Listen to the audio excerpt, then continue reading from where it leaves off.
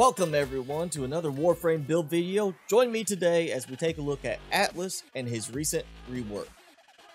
Atlas is the rock god of Warframe, and being a generous god of rock, he makes sure everyone gets stoned.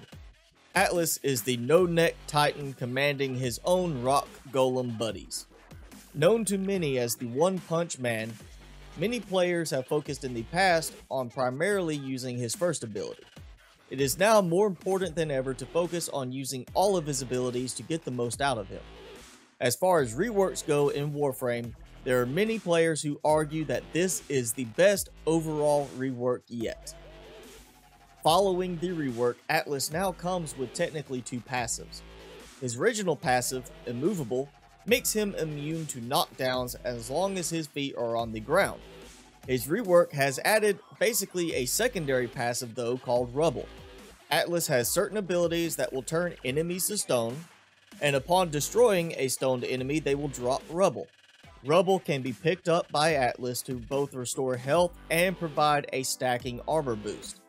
This armor boost maxes out at an additional 1,500 armor, but will decay at a rate of 5 armor points per second. Unfortunately, the Rubble item drops are not collectible through the use of Vacuum on your Sentinel. Atlas's first ability, Landslide, is where he surges forward to pummel a targeted enemy with a hard rock punch. This punch is powerful enough to affect adjacent enemies up to 2 meters away. Enemies affected by the punch are dealt 350 impact damage as a melee attack with a 200% critical damage multiplier and a 5% critical chance. Casting Landslide again within a 1-second window will start a combo chain on the ability, with each additional cast increasing damage and impact radius, but with a reduction to energy cost. The second hit will double the original damage and impact radius with a 50% cost reduction. The third and any additional hits beyond will deal 4 times the original damage of 350 with an impact radius increase of 300% and a 75% casting cost reduction. The base damage of Landslide is affected by your combo counter and power strength mods. Landslide's impact radius is affected by your range mods, but the original targeting distance of 15 meters is not. Efficiency mods will affect both the original and combo casting cost. Duration mods will affect the timer for the combo counter and cannot be less than 0.5 seconds. Landslide is affected by certain melee mods including base damage such as Steel Charge, impact damage, elemental damage, critical chance, and status chance mods. While using Landslide, Atlas will be invulnerable to damage. The augment Path of Statues causes Landslide to leave a trail behind Atlas for 12 seconds that will petrify enemies passing through it. Atlas's second ability is named Tectonics.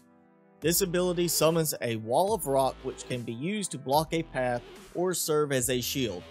The wall comes with a base health of 3,750 at max rank, plus an additional health bonus equal to 500% of Atlas's modded armor bonus. Taking a cue from Rhino and Frost, after casting, the wall is invulnerable for 4 seconds, during which time all damage is absorbed and added to the wall's total health. Triggering the ability a second time will cause the rock wall to turn into a boulder and roll in the direction you are currently aiming. It will deal 600 impact damage per second to enemies that are dragged along its path. After rolling 15 meters or hitting an environmental object, the boulder will shatter, dealing an additional 500 puncture damage to enemies in a 5-meter radius. Power strength will affect the wall's total health and rolling and explosion damage of the boulder. Power range mods will affect only the explosion radius of the boulder and not the wall size or the rolling distance. Using Atlas's third ability, Petrify, on the rock wall will increase its rolling speed by 200% and rolling distance to 30 meters. The augment Tectonic Fracture sacrifices the boulder function and instead allows for the creation of 3 rock walls at a single time. For his third ability, Atlas channels his inner Medusa with Petrify. Previously, this was a channeled ability, but it is now a single trigger burst. Atlas will unleash his gaze upon all enemies within a conical area in front of him, causing them to instantly turn to stone. The conical area is 14 meters long and has a 60 degrees field of view at max rank. This is a line of sight ability, so enemies behind obstacles will be unaffected. Petrified enemies take increased damage from all sources and are unable to move for 20 seconds at max rank. Petrified enemies will drop one piece of rubble when killed, making this the most effective way to gather a lot of rubble and boost your armor. Range mods will affect the cone length, but not the field of view. Duration mods will affect how long enemies remain petrified. Efficiency mods will of course affect casting cost. The mods Natural Talent and Speed Drift will affect the casting animation speed. Some enemies, such as bosses and capture targets, cannot be turned to stone. Enemies that are petrified become immune to status effects, and any effects currently applied before petrification will be paused until petrification wears off. Unaware enemies will retain their unaware status when petrified. As I said earlier, using Petrify on the Tectonics wall will only affect the boulder mode of it. The augment, or gaze, causes petrified enemies to be automatically scanned into the codex and have a 25% additional chance to drop extra loot. Atlas's fourth ability, Rumblers, is where he summons 2 rock golem bodyguards to watch his back up in the club. When casting, any enemies within a 6 meter radius of Atlas will be instantly petrified for 10 seconds as you summon your 2 rock golems. Once summoned, the Rumblers will attack nearby enemies. At max rank, the Rumblers will last 45 seconds until killed, or until manually detonated by casting a second time. Each Rumbler will come with 1,200 health and 500 armor. They will deal 2,000 impact damage with each attack and stagger their targets backwards. Sometimes they will choose to throw stones at enemies instead, inflicting 500 impact damage and possibly ragdolling the enemy. Power strength mods will affect the physical size of the Rumblers, their health, armor, and damage output, but will not increase the number of Rumblers spawned. Range mods will affect the radius around Atlas in which enemies will become petrified. Duration mods will affect the Rumbler duration, but not the petrified duration of nearby enemies. Natural Talent and Speed Drift will increase the casting speed. Rumbler health and armor is also affected by Warframe health, shield, and armor mods currently equipped on Atlas. Manually detonating the Rumblers will cause them to deal 1,250 blast damage to enemies in a radius of 6 meters. Upon death or manual detonation, each Rumbler will drop 1 piece of rubble.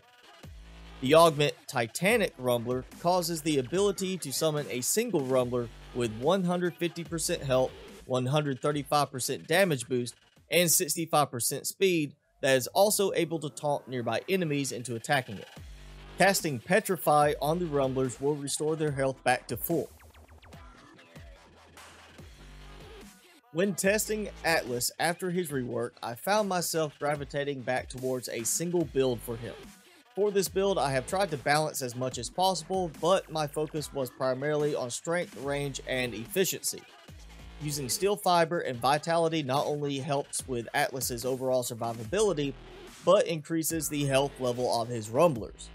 I am using the Hunter Adrenaline mod, but if you do not have it, feel free to use Rage instead. I see this as a good emergency way to get a large amount of energy quickly if you are taking heavy damage to your health, providing you a way to quickly petrify some enemies and then restore health by smashing them to pieces. I've seen some other YouTubers that were making use of the Augur mods, primarily Augur Message and Augur Reach. However, during my testing, I found using these mods to conflict with the use of Rage or Hunter Adrenaline. By using mods from the Augur set, energy spent on your abilities will be converted to additional shields. The problem I found with this, however, is against lower level enemies, you may find yourself running out of energy because you're not taking any health damage. And then of course, against higher level enemies, such as those you find in sorties, the additional shields you will receive from these mods will not help very much at all. Just for fun and not really for any particular use, I decided to make a second build that focused on the use of Tectonic Fracture. This build is specifically designed for use of Tectonics, as a way to provide crowd control by blocking off choke points. Adding the mod Tectonic Fracture makes it possible to create the 3 walls instead of the 1 by sacrificing the ability to turn it into boulders.